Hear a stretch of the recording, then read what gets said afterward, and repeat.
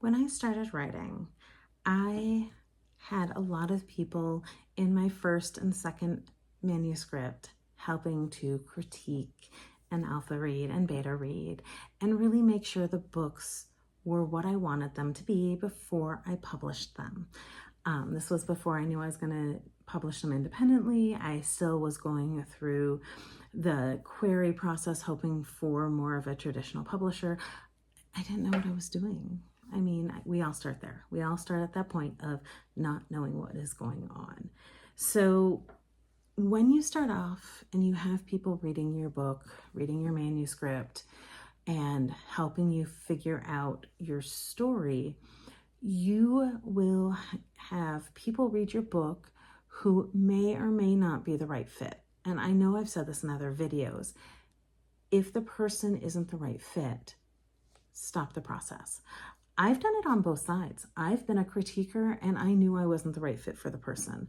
I knew they weren't liking the way I was critiquing, and I said, maybe we should just stop now. I've had people say to me, I don't like the way you're critiquing. We should stop right now. And I've said to people, I don't like the way you're critiquing. We should stop right now. I've had it kind of in all situations. So one of the situations was a woman was saying to me over and over, just about every paragraph, this is really telly. This is really telly, T-E-L-L-E. This is really telly. It got to the point that I was like cringing every time I saw a comment because every paragraph wasn't really telly. And it was kind of frustrating. And I had another person in there at the same time, and I got to the point where I asked that person, do you feel this way too? And the other person was like, no, maybe one of them, but not all of them. That's when I asked the first person to stop critiquing. And that other person has been a critiquer of mine ever since, because the other person and I just clicked really well. And that person, I love the way she writes and I love the way she critiques. So it's finding the right connections. So going back to what this person said, that is really telly. What did she mean? Well, she meant show versus tell. And show versus tell is this phrase you hear a lot. And maybe, or maybe not, you've heard it before.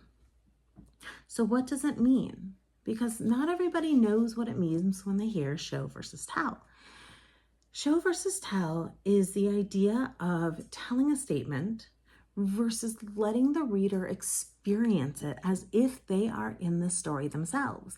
That feeling you get as a reader that you are immersed in the story and lost, as if you are experiencing what the main character is experiencing. So let's say we have a character, Donovan, who is heading back to the castle after his adventures to meet up with his love, Ash. Now, you might say, because this is not a big part of the story is about his adventures and what's going to happen when he gets back to the castle. And maybe you just want to say, Donovan heads back to the castle to meet up with Ash. And that's all you want to do. And that sentence is enough. And scene. That is telling, because that's all you want to do. But maybe you want to give this last bit of the adventure that Donovan's been on a little bit more weight. So instead of just telling, you're going to do a little bit of show. So as Donovan sits atop his horse, traveling down the dirt path that winds towards the castle, his body aches with the bruises and aches from the fights from the adventure he's been on. The sun beats down from a cloudless sky. His body sweats, drips tickling down his spine.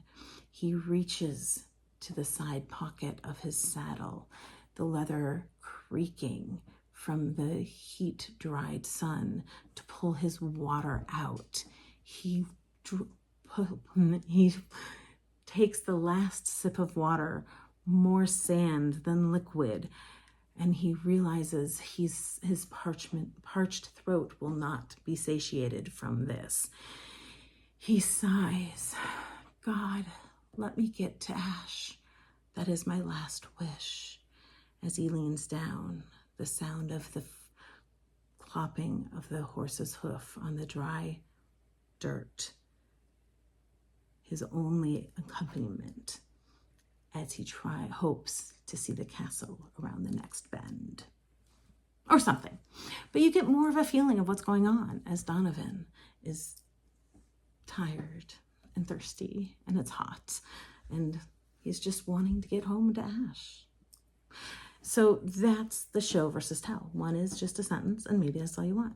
And one is just kind of the end of this grueling adventure and his hopes to make it to the castle. So that's your show versus your tell. I hope you've enjoyed this video. Like the video, share it with friends, subscribe to my page, and I hope to see you on the next video. Thanks.